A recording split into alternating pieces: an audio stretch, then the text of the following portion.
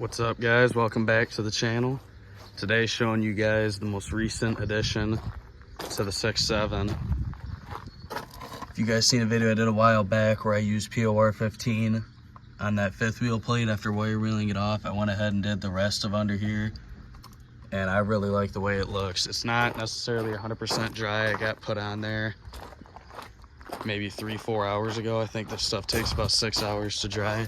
Probably not going to drive it for a full day. I'll probably drive it tomorrow, but I am blown away. To be fair, this truck, other than that gooseneck plate, which is already wire wheeled, didn't even need wire wheeled because it was so clean under there. There wasn't really any rust other than maybe a little dot or two.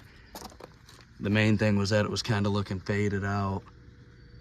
I didn't really get that coil bucket because that shock's in the way. That might be something I do in the future if I ever paint match them white or something. And the axle down there I couldn't really get to other than the cover. But yeah, I think the frame itself looks amazing. A while ago I went ahead and did these inner rockers here. Never done anything to the bottom of the cab yet. Didn't touch that brace. Like, it's not 100%, but I think it looks pretty sweet.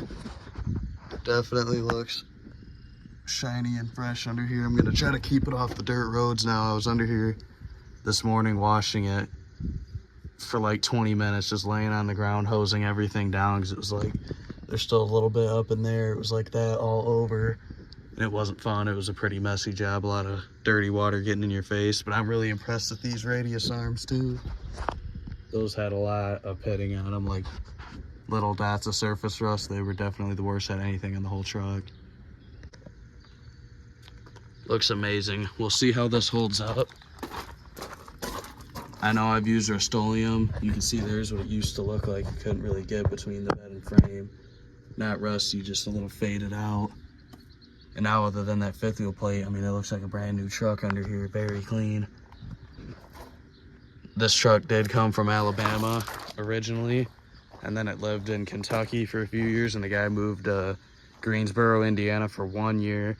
Claimed it was never driven in the salt there. I have no idea if that's true or not, but it doesn't look like it has been.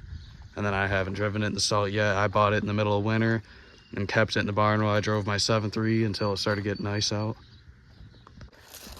I have done a ton of these frames with Rust-Oleum in the past, and it always seems to rust through again very quickly.